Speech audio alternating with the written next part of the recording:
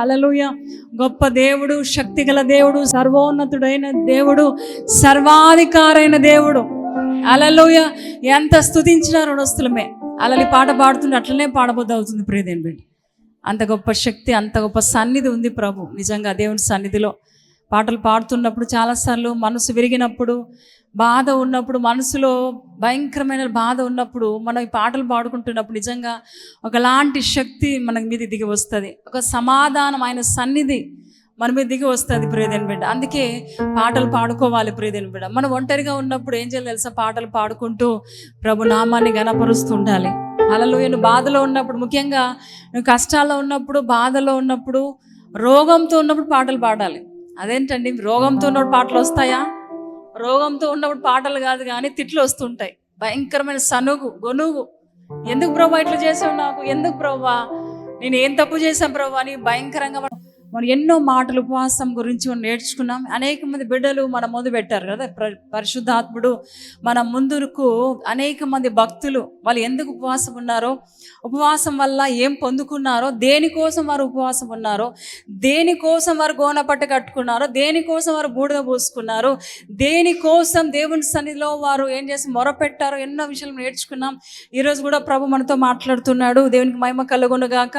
చూడండి, దేవుని వాక్యంలో నుంచి అందరూ దయచేసి పరిశుద్ధ గ్రంథాలు తెరుద్దాం. 2వ దినవృత్తాంతాల గ్రంథము చూడండి దయచేసి అందరూ. 2 Chronicles 2వ దినవృత్తాంతాల గ్రంథము 6వ అధ్యాయము.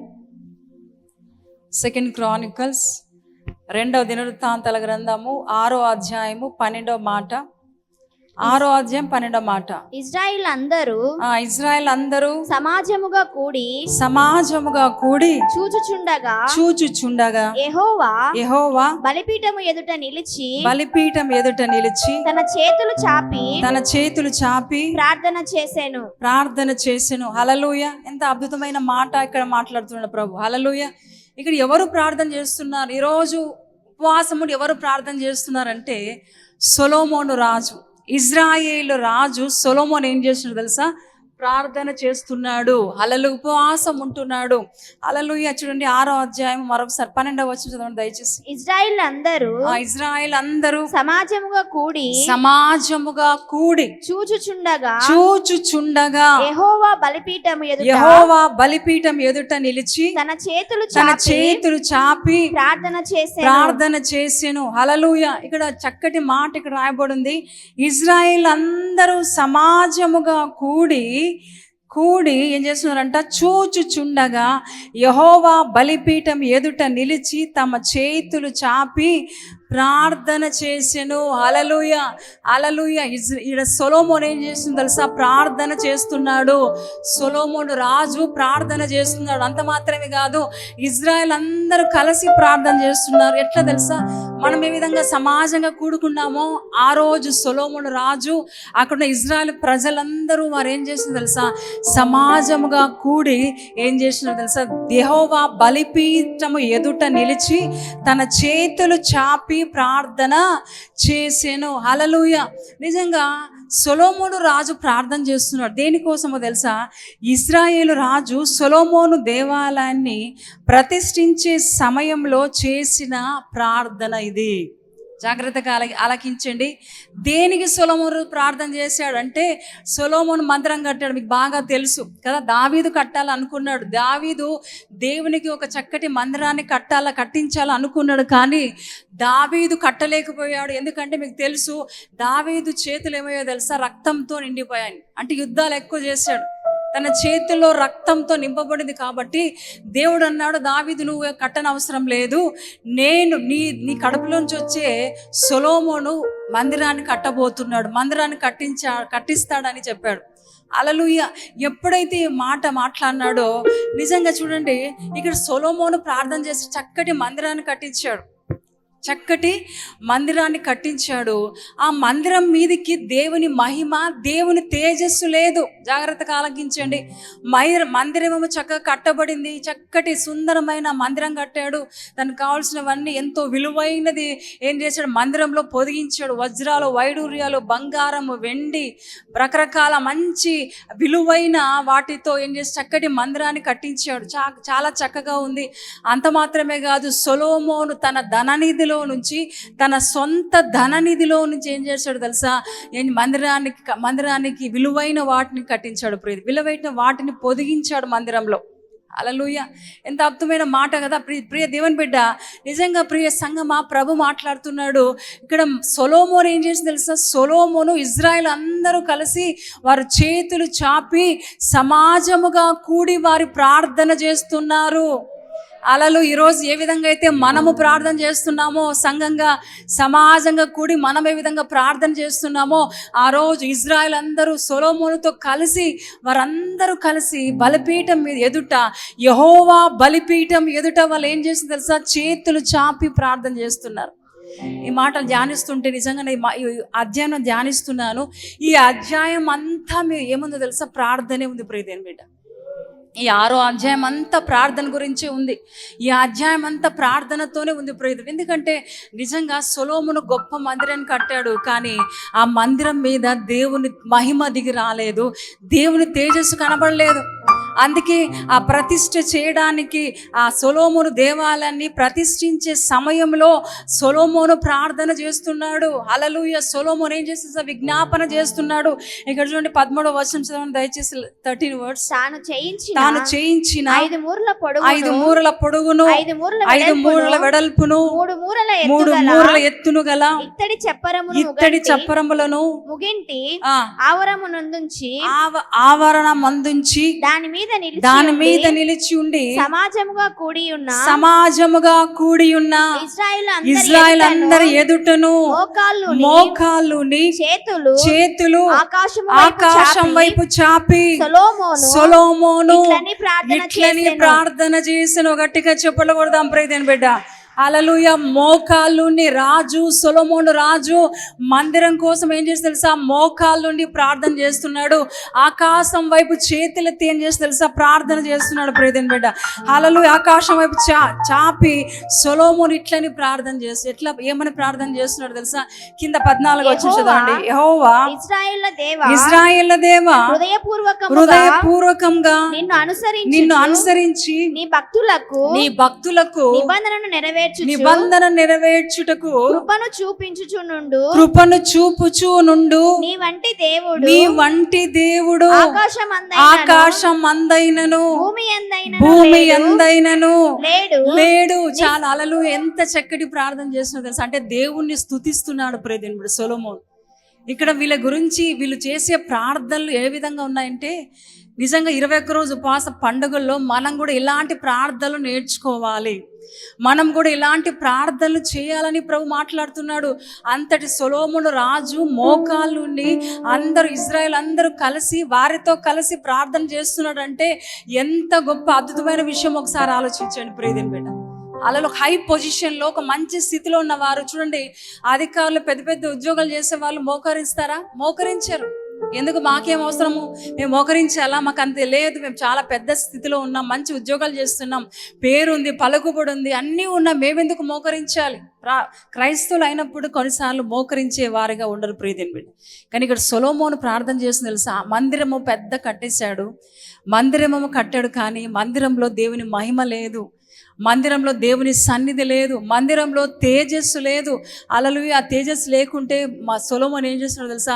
సొలొమోనుకు తెలుసు, మేమందరం కలిసి ఏక హృదయంతో ఏక ఆత్మతో ఎప్పుడైతే ప్రార్థన చేస్తామో దేవుని యొక్క మహిమ, దేవుని యొక్క తేజస్సు మందిరం పైకి దిగి వస్తుంది. అలలు తెలుసు ఈ సొలొమోనుకు. అలలు అందుకే ప్రార్థన చేస్తున్నాడు. నిజంగా సొలొమోను ఎంత చక్కటి ప్రార్థన చేస్తున్నాడు అంటే, ప్రతి ప్రార్థనలో అడుగడుగున తన తండ్రిని గురించి మాట్లాడుతున్నాడు. మీరు ఇంటికి వెళ్ళి చదవండి దయచేసి, ఈ అధ్యాయం మీరు చదవండి. అడుగడుగున దావీదు గురించి, తన పితరుడైన దావీదు చేసిన గొప్ప కార్యాలను వర్ణిస్తూ సొలొమోను ప్రార్థన చేస్తున్నాడు ప్రియదేని బిడ్డ. ఈ ప్రార్థన నాకు చాలా నచ్చింది. హల్లెలూయా! నిజంగా ప్రియదేని బిడ్డ, 21 రోజు ఉపవాస పండుగల్లో మనము ఇలాంటి ప్రార్థన చేయాలి. నీకున్న హై పొజిషన్ బట్టి, ఉద్యోగాల బట్టి, రకరకాల అంటే నీకున్న పలుకుబడును బట్టి, లేకపోతే నీకున్న ఫేమ్ నేమ్ అంతటిని బట్టి మనం ఏం చేయాలి తెలుసా? ప్రార్థన చేయకుండా ఉంటాం. కానీ ఇక్కడ సొలొమోను నేర్పిస్తున్నాడు, తగ్గించుకొని మోకరించి ఆకాశం వైపు చూస్తున్నాడు. హల్లెలూయా! ఎందుకంటే ఆకాశం అందున్నాడు ఆయన. హల్లెలూయా. సొలొమోను చక్కటి ప్రార్థన చేస్తున్నాడు. ఆకాశం మందు నీవు తప్ప నాకెవరు లేరయ్యా. అలాగే ఈ 13వ వచనం చూస్తే నిజంగా మోకాలు నీ చేతులు ఆకాశం వైపు చాపి సొలొమోనుకి ఇట్లని ప్రార్థన చేసెను. యెహోవా ఇశ్రాయేలు దేవా, హృదయపూర్వకంగా నేను అనుసరించి నీ భక్తులకు నిబంధన నెరవేర్చుచు కృపను చూచునుండు నీ వంటి దేవుడు ఆకాశం అందైనను భూమి అందైనను లేడు. ఎంతటి చక్కటి ప్రార్థన చేస్తున్నాడు ప్రియదేని బిడ్డ. హల్లెలూయా. మీ వంటి వాడు భూమి పైన ఆకాశం అందైనను మీ వంటి వారు లేరయ్యా అని ఆయన్ని వర్ణిస్తున్నాడు, ఆయన కొనియాడుతున్నాడు, ఆయన మహిమపరుస్తున్నాడు, ఆయన పూజిస్తున్నాడు. ఆయన ఏమై ఉన్నాడు ఆయన్ని కొనియాడుతున్నాడు ప్రియదేని బిడ్డ. హల్లెలూయా. నిజంగా మొట్టమొదటిగా సొలొమోను ప్రార్థన ఏ విధంగా ఉందంటే మొట్టమొదటిగా దేవుణ్ణి స్తుతించే ప్రార్థనగా ఉంది. హల్లెలూయా. ఆయన ఏమై ఉన్నాడో ఆయన వర్ణిస్తూ ఏం చేస్తూ తెలుసా, కృతజ్ఞతాస్తులు చెల్లిస్తూ ఏం చేస్తున్నాడు, ప్రార్థన చేస్తున్నాడు. హల్లెలూయా. రెండోదిగా ఏం చేస్తుంది తెలుసా, ఇక్కడ 14వ వచనం చూడండి. 14వ వచనం, యెహోవా ఇశ్రాయేలు దేవా హృదయపూర్వకముగా నిన్ను అనుసరించు నీ భక్తులను నిబంధన నెరవేర్చుచు కృపను చూపుచు నుండు. చాలా హల్లెలూయా. రెండోదిగా ఇక్కడ సొలొమోను ప్రార్థన చేస్తున్నాడు. ఏం చేస్తున్నాడు తెలుసా, నిజంగా హృదయపూర్వకంగా నిన్ను అనుసరించు నీ భక్తులకు నిబంధన నెరవేర్చుచు కృపను చూపుచూ నుండు నీ వంటి దేవుడు. హల్లెలూయా. నిబంధన నెరవేర్చే దేవుడవయ్యా, నిరంతరము కృప చూపే దేవుడవయ్యా అని దేవుని వర్ణిస్తున్నాడు ప్రియదేని బిడ్డ. నీ భక్తులను నిజంగా మనం చేసే ప్రార్థనలను బట్టి దేవుడు ఏం చేసి తెలుసు, ఎంతో సంతోషపడుతున్నాడు. అందుకని అంటున్నాడు, నిజంగా కృపను చూపు నీ భక్తులకు నిబంధన నెరవేర్చుచు కృపను చూపుచూ నుండు నీ వంటి దేవుడు ఆకాశం అందైనను భూమి అందైనను లేడు. అలలు ఎంత చక్కటి ప్రార్థన చేస్తున్నాడు ప్రియదేని బిడ్డ. ఈరోజు సొలొమోను లాగా మనము ప్రార్థన చేయాలి. అలలు. రెండోదిగా మొట్టమొదటిగా దేవుని స్తుతిస్తున్నాడు, ఆయన నామాన్ని పైకెత్తున్నాడు. రెండోదిగా చూస్తున్నాడు, నీ బిడ్డలు నిజంగా దేవుని మాటలు అనుసరిస్తున్నారయ్యా, దేవుని మాటలు అనుసరిస్తూ వారి మీద మీ కృప చూపుతున్నావయ్యా అని దేవుని వర్ణిస్తున్నాడు ప్రియదేని బిడ్డ. అలలు వారి మీద మీ దృష్టి ఉంచున్నారు, వారి మీద మీకు అనుదృష్టి ఉంది అని సొలొమోను ప్రార్థన చేస్తున్నాడు ప్రియదేని బిడ్డ. ఈరోజు నిజంగా ప్రియ సంగమా 21 రోజు ఉపవాస ప్రార్థనలో పాల్గొంటున్న అందరి జీవితాల్లో ప్రభు యొక్క కనుదృష్టి మీద ఉంది ప్రియదేని బిడ్డ. ప్రభు యొక్క చూపు మీ మీద ఉంది. అలలు ఆయన మనల్ని చూస్తున్నాడు, ఆయన మనల్ని గమనిస్తున్నాడు. ఏ పరిస్థితుల్లో వచ్చినా సరే, ఎలాంటి సిచ్యువేషన్లో వచ్చినా సరే, వాటన్నిటి నుంచి విడుదల చేసే గొప్ప దేవుని మనం కలిగి ఉన్నాం. వాటి నుంచి నీ దేవుడు విడిపించే గొప్ప దేవుడు మన దేవుడు ప్రియదేని బిడ్డ. ఈరోజు నిజంగా ఆ మనసు మనం కలిగి ఉండాలి. దేవా, నేను ఈ సన్నిధికి వచ్చానయ్యా, నీ మందిరంలో నేను కూర్చున్నాను, ప్రతిరోజు నేను వస్తున్నానయ్యా, ప్రతిరోజు మీ సన్నిధిలో గడుపుతూ నిన్ను ఆరాధిస్తూ నిన్ను గణపరుస్తున్నానయ్యా అయ్యా అని ఎప్పుడైతే నువ్వు దేవుని స్తుతిస్తున్నావో దేవుని ఆయన కన్ను దృష్టి నీ మీద ఉంది ప్రియదేని బిడ్డ. అలా నీ మనసులో ఏ ఆలోచనలు ఉన్నాయో, ఏమి చేయాలని తలుసుకుంటున్నావో, కష్టంగా ఉంది నాకున్న పరిస్థితులు, నాకున్న సమస్యలన్నీ చాలా కష్టంగా ఉన్నాయి, నేను భరించలేని అనుకున్నట్లయితే ప్రభు అంటున్నా, నిజంగా ఆయన కన్ను దృష్టి నీ మీద ఉంది ప్రియదేని బిడ్డ. ఆయన కన్ను దృష్టి, ఆయన చూపు నీ మీద ఉంది. అందుకే ఇక్కడ అంటున్నాడు సొలొమోను భక్తుడు, నిజంగా నీ మార్గాలను అనుసరించి నీ భక్తులకు నిబంధన నెరవేర్చుచు కృపను చూచుచుండు నీ వంటి దేవుడు ఆకాశం అందైనను భూమి అందైనను లేడు. ఇంకో మాట అంటున్నాడు చూడండి, 15వ వచనం. అంటే అడుగడుగున తన తండ్రి అయిన దావీదుని ఏం చేస్తున్నాడు తెలుసా, పొగుడుతున్నాడు, మాట్లాడుతున్నాడు. చదవండి. నీ సేవకుడైన దావీదు అను నా తండ్రితో నీవు సెలవిచ్చిన మాట నెరవేర్చున్నావు. చూడండి, తండ్రి మాటను చూస్తున్నాడు, చెప్తున్నాడు, నీ సేవకుడైన దావీదు అను నా తండ్రితో నీవు సెలవిచ్చిన మాట నెరవేర్చి ఉన్నావు. నీవు వాగ్దానము చేసి ఈ దినమున కనబడుచున్నట్టుగా దానిని నెరవేర్చి ఉన్నావు. నీవు నా ముందర నడిచినట్లుగా నీ కుమారులను ప్రవర్తన కాపాడుకొని నా ధర్మశాస్త్రము చొప్పున నడిచిన ఎడల ఇశ్రాయేలు సింహాసనము మీద కూర్చుండువాడు నా ఎదుట నీకుండా పోడని నీవు నీ సేవకుడైన దావీదు అను నా తండ్రితో సెలవిచ్చిన మాట ఇజ్రాయేలు దేవా యెహోవా దయచేసి నెరవేర్చుము. హల్లెలూయా. ఎంత చక్కటి ప్రార్థన చేసి తండ్రి పేరును ప్రస్తావిస్తున్నాడు.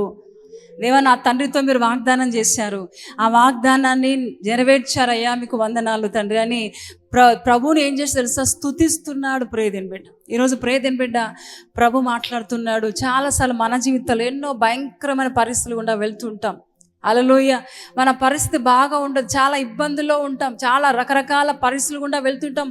అవి ఎట్లా ఉంటాయి, కొన్నిసార్లు మనం చెప్పలేని పరిస్థితులు గుండా ఉంటాయి, అవి చెప్పుకోలేము ఎదుటి వారికి. ఒక సిస్టర్ ఉదయం ఫోన్ చేసి చెప్తుంది, నిజంగా ఆమె ఎందుకు ఆ విధంగా మాట్లాడుతుందో తెలియదు కానీ ఆమె ఒక ప్రార్థనా పరురాలు. ఉదయం ఫోన్ చేసి చెప్తుంది, సిస్టర్ మా గురించి ప్రార్థన చేయండి, నాకు 2 పిల్లలు ఉన్నారు, 2 పిల్లలు అయితే పెద్ద పిల్లోడు బాగా బీటెక్ చదువుకున్నాడు, ఉద్యోగం చేసేవాడు, నెలకి 40,000 50,000 వచ్చేది, చాలా బాగా ఉన్నాము.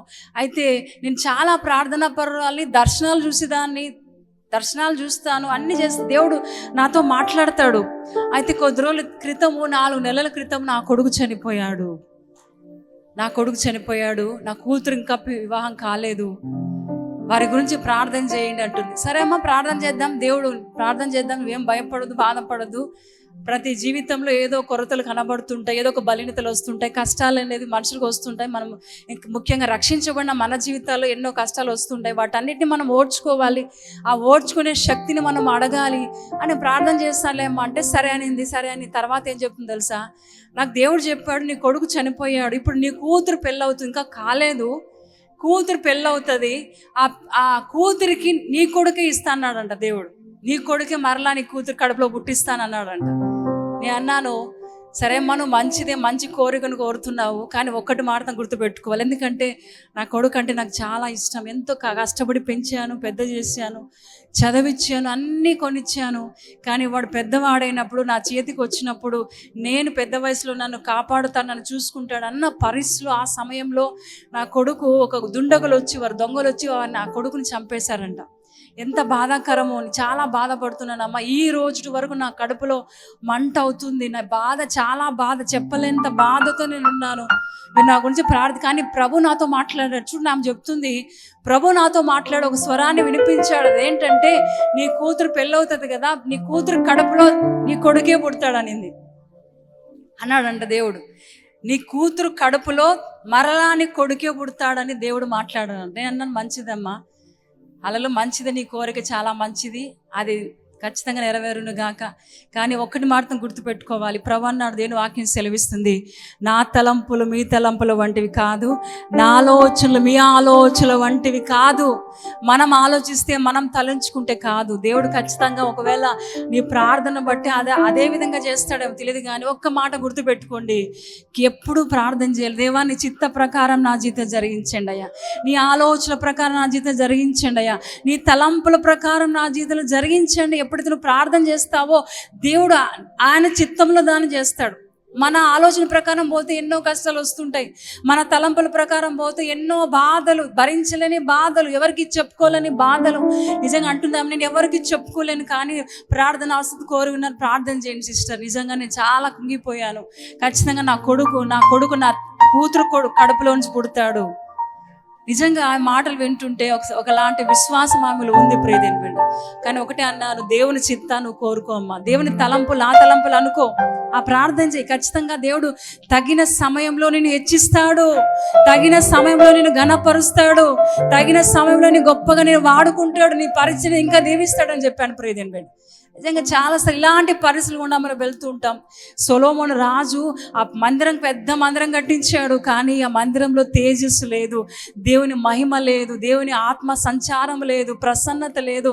అయితే ప్రార్థన చేస్తున్నాడు. ఒక రాజు అనుకోకుండా మోకరించి, అంటే ప్రతిసారి అతని ప్రార్థనలో తన పితరుడైన దావీదు గురించి ప్రస్తావిస్తున్నాడు. నా తండ్రి యొక్క ఆ వాగ్దానాన్ని మీరు నెరవేర్చారయ్యా అని ప్రార్థన చేస్తూ అంటున్నా, అయ్యా నా మందిరం మీద మీ మహిమను తేజస్సును కుమ్మరించండి. ఇజ్రాయెల్ అందరూ సమాజంగా 12వ వచనం చదివాం కదా, ఇజ్రాయెల్ వారందరూ రాజుతో అందరూ కలిసి ఉపవాసం ఉంటూ సమాజంతో కూడి వారు ఏం చేశారు తెలుసా, ప్రార్థన చేశారు. ఎంత గొప్ప విషయం అంటే నిజంగా దేవుడు ఎంత అద్భుతమైన ఆడ జరిగిందంటే నిజంగా చూడండి. 2వ దినవృత్తాంతాల గ్రంథము, 2 Chronicles 2వ దినవృత్తాంతాల గ్రంథము 7వ అధ్యాయంలో ఒక మాట ఉంది. మీరు ఇంటికి వెళ్ళి చదవండి. 6వ అధ్యాయం అంతా మీరు గమనిస్తే అదంతా కూడా ప్రార్థనే. 6 మొదటి నుంచి ఆ చివరి వచనం వరకు మీరు చూస్తే అంతా కూడా ప్రార్థన గురించి. సొలొమోను ప్రార్థన చేస్తున్నాడు, చక్కటి ప్రార్థన, వారందరూ కూడుకుని ప్రార్థన చేశారు. చూడండి 7వ అధ్యాయం చూడండి. మరి తిరిగి 7వ అధ్యాయానికి వచ్చినట్లయితే 7వ అధ్యాయం మొదటి వచనం, 2వ దినవృత్తాంతాల గ్రంథము 7వ అధ్యాయం మొదటి 2 వచనం చూడండి. సొలొమోను తాను చేయు ప్రార్థనను ముగించినప్పుడు అగ్ని ఆకాశం నుండి దిగి దహన బలులను ఇతరమైన బలులను దహించెను. యెహోవా తేజస్సు మందిరము నిండా నిండెను. యెహోవా తేజస్సుతో మందిరము నిండినందున యాజకులు అందులో ప్రవేశింపలేకయుండిరి. గట్టిగా చెప్పలు కొడదాం ప్రేదన్ బిడ్డ. వారంతగా అందరూ కలిసి ఏక మనసుతో ఏక ఆత్మతో ప్రార్థన చేస్తే నిజంగా ఎంత గొప్ప కార్యం జరిగిందంటే, నిజంగా 7వ వచనం చూస్తే సొలొమోను తాను చెయ్యి ప్రార్థన ముగించినప్పుడు అగ్ని ఆకాశం నుండి దిగి దహన బలులను ఇతర బలులను దహించెను. ఏదైతే బలు అర్పించాడో ఇందాక చదువుకున్న 6వ అధ్యాయంలో అతడు 7 మూరల 5 మూరల పొడవు గల వాటి బలిపీఠాన్ని కట్టి ఇక్కడ బలి అర్పించాడు, బలి పెట్టాడు అని చదువుకున్నాం. అయితే ఎప్పుడైతే ప్రార్థన చేశాడో ఆ ప్రార్థన ముగించబడిందో అక్కడ నుంచి ఏమిందంట చూడండి. యెహోవా తేజస్సు మందిరము నిండా నిండెను. హల్లెలూయా. అగ్ని ఆకాశం దిగి దహన బలులను ఇతరమైన బలులను దహించెను. యెహోవా తేజస్సు మందిరము నిండా నిండెను. యెహోవా తేజస్సుతో మందిరము నిండినందున యాజకులు అందులో ప్రవేశింపలేకయుండిరి. హల్లెలూయా, హల్లెలూయా. దేవునికి మహిమ కలుగును. అంత తేజస్సుతో నిండిపోయింది మందిరం. అప్పటి వరకు దాంట్లో మహిమ లేదు ప్రియదేవుని బిడ్డ, దేవుని తేజస్సు లేదు. కానీ ఎప్పుడైతే సొలొమోను ప్రార్థన చేశాడో, ఆకాశం వైపు చేతులెత్తి మోకరించి ప్రార్థన చేశాడో, సంఘంగా ఆ ఇజ్రాయెల్ అందరూ కలిసి ప్రార్థన చేశారో, దేవుని యొక్క తేజస్సు మందిరం మీదకి వచ్చింది. ఏ బలులైతే అర్పించారో, బలిపీఠం కట్టి పెట్టారో వాటన్నిటిని కూడా ఆకాశం నుంచి అగ్ని దిగి వచ్చి ఆ బలిపీఠాలన్నింటినీ ఏం చేసిందంట, దహించి వేసాను. హల్లెలూయా. దేవుని తేజస్సు మందిరము నిండా, హల్లెలూయా, మందిరము నిండా నిండెను. హల్లెలూయా. మందిరంలోనికి ఎవరు యాజకులు ప్రవేశింపలేకయుండిరి. అంత గొప్ప మహిమ చేత మందిరం నింపబడి ఉండను ప్రియదేవుని బిడ్డ. హల్లెలూయా, హల్లెలూయా. నిజంగా అది కోరుకున్నాడు సొలొమోను. కట్టాడు కానీ ఆ మందిరంలో దేవుని మహిమ లేకుంటే ఏంటి ప్రయోజనం? ఆ మందిరంలో దేవుని తేజస్సు లేకుంటే ఏం ప్రయోజనం? ఆ మందిరంలో దేవుని సన్నిధి లేకుంటే ఎందుకు? హల్లెలూయా అనుకున్నాడు. అందుకే ప్రార్థన చేశాడు. కేవలం దేవుని మహిమ కొరకు, తేజస్సు కొరకు మాత్రమే సొలొమోను ప్రార్థన చేశాడు. గమనించండి. ఏదో పొందుకోవాలని, మనుషులుగా మనం ఏదో పొందుకోవాలని, మనకున్న ఇబ్బందులన్నీ తొలగిపోవాలని, మనకున్న రోగం పోవాలని, మనకున్న కష్టాలు పోవాలని మనం ఏం చేస్తున్నాం? ఉపవాసం చేస్తున్నాం, మందిరంలో గడుపుతున్నాం, ప్రతిరోజు వస్తున్నాం ప్రియదేవుని బిడ్డ. కానీ సొలొమోను ఆ విషయం కోసం ఏం చేస్తున్నా తెలుసా? ప్రార్థన చేస్తున్నాడు ప్రియదేవుని బిడ్డ. ఆ మందిరం మహిమతో నింపబడాలని, తేజస్సుతో నిండిపోవాలని ప్రార్థన చేశాడు. ఎప్పుడైతే ఆ ప్రేయర్ అయిపోయింది, కంప్లీట్ అయిపోయిందో, అగ్ని ఆకాశం దిగి వచ్చి బలిపీఠాలను ఇతర బలులను ఏం చేసింది తెలుసా? దహించి వేసను. గట్టిగా చెప్పులు కొడదాం ప్రియదేవుని బిడ్డ, బిగ్గరగా చెప్పులు కొడదాం. అది మామూలు విషయం కాదు. చాలాసార్లు మందిరాన్ని మనం చూస్తుంటాం, పెద్ద పెద్ద మందిరాలు ఇప్పుడు కనబడుతున్నాయి. చాలా పెద్ద పేరు ప్రఖ్యాతిగాంచిన మందిరాలు ఎన్నో సంవత్సరాల నుంచి, ఎన్నో సంవత్సరాల నుంచి పాత మందిరాలు కొన్న వాటిని చూస్తుంటాం. హిస్టరీ చాలా ఉంది కానీ దేవుని మహిమ లేదు ప్రియదేవుని బిడ్డ. ఈరోజు ప్రభు అంటున్నాడు, అలలో ఈరోజు మన మందిరంలో దేవుడు మనకి ఇచ్చిన అద్భుతమైన కృప ఏంటో తెలుసా? మందిరము కంప్లీట్ కాకముందే దేవుని మహిమ చేత నింపబడింది. మందిరం కంప్లీట్ కాలేదు, దేవుని తేజస్సు నింపబడింది. తేజస్సుతో ఈ మందిరం నింపబడింది. మీరు ఎట్లా చెప్పగలరు అంటున్నారా? మందిరం ఇంకా కన్స్ట్రక్ట్ అవుతున్నప్పుడే, ఇంకా కడుతున్నప్పుడే మనం దేవుని మనం అందరం కలిసి ఇక్కడ ప్రార్థన చేసాం. ఉపవాస ప్రార్థన చేస్తాం, ఎన్నో ప్రార్థనలు, సంపూర్ణ రాత్రి ప్రార్థనలు, ఆరాధనలు, ఎన్నో ప్రార్థన. అందుకే మందిరం కంప్లీట్ కాకుండానే దేవుడు దిగవచ్చాడు ఈ ప్రాంతానికి. దేవుని తేజస్సు మహిమ నింపబడింది, మహిమ చేతి మందిరం నింపబడింది ప్రియదేవుని. హల్లెలూయా. ఏదేదో మనం కోరుకుంటూ ఉంటాం కదా, నేర్చుకోవాలి ప్రియది. ఏదేదో దేనికోసం ఆరాట పడుతుంటాం. నిజంగా దేవుని మహిమ నిమి చూడండి, మందిరంలోనికి దేవుడు దిగి వచ్చాడు. అయితే ప్రభు అంటున్నాడు, ప్రభు కోరేంటో తెలుసా? మరొకటి, నీ హృదయం అనే మందిరంలో ప్రభు ఉండాలి. నీ హృదయము దేవుని ఆత్మ చేత నింపబడాలి, దేవుని సన్ని చేత నింపబడాలి, దేవుని మహిమ నీ మీద ఉండాలి. ప్రభు కోరుతున్నాడు. మన మందిరంలో అయితే ఆటోమేటిక్గా దేవుని మహిమ ఉంది. అందుకే ఎవరు వచ్చి అడుగు పెట్టారో వారి జీవితంలో అద్భుతాలు ప్రభు చేశాడు, ఆశ్చర్య కార్యాలు చేశారు, రోగాలు బాగయ్యాయి, స్వస్థతలు జరిగాయి. అలలో మారు మనసులు మారాయి, త్రాగుబోతులు విడుదల పొందారు, తిరుగుబోతులు విడుదల పొందారు, వ్యభిచారులు బాగుపడ్డారు, చెడు మనసులు తీసివేసుకున్నారు. కానీ మందిరంలో దేవుని మహిమ ఉంది కాబట్టి ఇన్ని అద్భుత కార్యాలు జరుగుతున్నాయి. అలాగే కొంతమంది సాక్ష్యాలు చెప్తున్నారు. రోజు నేను కంప్లీట్ ప్రార్థన అయిపోయిన వెంటనే కొంతమంది వచ్చి చెప్తున్నాయి, అక్క ఈరోజు ఇట్లా జరిగింది, ఈ విధంగా జరిగింది, ఈ విధంగా నన్ను కాపాడాడు, ఈ విధంగా నన్ను చేసింది. ప్రతిరోజు చెప్తున్నారు. అందరిని బట్టి ఎంతగానో స్తుతిస్తున్నాను. మందిరం మీద మహిమ ఉంది. అయితే నీలో మా దేవుడు ఉన్నాడా? ఈరోజు ప్రభు అడుగుతున్నాడు, ప్రభు మాట్లాడుతున్నాడు, దేవుని మహిమ నీలో ఉందా? హల్లెలూయా. నీ హృదయం అనే మందిరంలో దేవుడు నివసిస్తున్నాడా? నీ హృదయం అనే ఆలయంలో దేవుడు ఉన్నాడా? అలా అది చాలా ప్రాముఖ్యమైనది. ఉపవాసాలు చేస్తున్నాం, మందిరానికి వస్తున్నాం, కానీ నీ హృదయంలో దేవుడు ఉన్నాడన్న ఆలోచన కలిగి ఉన్నావా? దేవుడు ఉంటే నీలో ఏముంటుంది తెలుసు? సమాధానం ఉంటుంది. దేవుడు నీలో ఉంటే శాంతి, నెమ్మది ఉంటుంది. ప్రియదేవుని ప్రభు నివసిస్తున్నాడు కాబట్టి మన హృదయం నిండా సంతోషమే, సమాధానమే, నెమ్మది చేత మనం నింపబడ్డాం. ఎన్ని బాధలు వచ్చినా వాటిని గురించి ఆలోచించట్లేదు. ప్రియదేవుని ఎంతో నెమ్మది ప్రభు మనకి ఇస్తున్నాడు. ఈరోజు ప్రియదేవుని బిడ్డ ప్రభువును నేర్పిస్తున్న పాఠం ఏంటో తెలుసా? సొలొమోను చేసిన ప్రార్థన ద్వారా ఏమర్థమవుతుంది తెలుసా? నువ్వు దేవుని మహిమ కోసం నువ్వు ప్రార్థన చేయాలి. అలలు ఇక్కడ సొలొమోను మందిరం మహిమ కోసం ప్రార్థన చేస్తున్నాడు, తేజస్సు కోసం ప్రార్థన చేస్తున్నాడు. ఆయన మహిమ తేజస్సు మందిరం నిండా వచ్చింది. యాజకులు లోపలికి ప్రవేశించలేకపోయారు, అంత తేజస్సు మందిరంలో ఉంది. ప్రియది ఈరోజు అదే మహిమ మన మందిరంలో కూడా ఉంది. ఖచ్చితంగా చెప్పు, అదే మహిమ ఎవరి ప్రాంతంలో అడుగు పెడతారో వారి జీవితాల కార్యాలు జరిగించబోతున్నారు. ప్రియదేవుని బిడ్డ 21 రోజు పాస పండుగలు ఎవరైతే ప్రతిరోజు వస్తున్నారో, గోజాడుతున్నారో, దేవుణ్ణి యాచిస్తున్నారో. యాచించడం అన్న మాటకు అర్థం ఏంటో తెలుసా మీకు? యాచించడం అంటే ఏంటో తెలుసా? అడుక్కోవడం. తెలుగులో కరెక్ట్ వర్డ్ ఏంటి అంటే అడుక్కోవడం. అది దేవుని దగ్గర మనం చేయాలి. ఎవరి దగ్గర మనుషుల వైపు చూసి ఏదో అడుగుతూ ఉంటాం, కాళ్ళ మీద పడితే ఏం కాదు. ప్రియదేవుని బిడ్డ నువ్వు దేవుని సన్నిధిలో యాచించాలి. ప్రియదేవుని బిడ్డ అడుక్కోవాలి, తగ్గించుకొని దేవుని సన్నిధిలో అడగాలి. అందుకే సొలొమోను మోకరించి మోకాళ్ళని చేతులెత్తి ఆకాశం వైపు ఎత్తి ప్రార్థన చేస్తున్నాడు. అయ్యా హల్లెలూయా. దేవుడు ఖచ్చితంగా ఏం చేశాడు తెలుసా?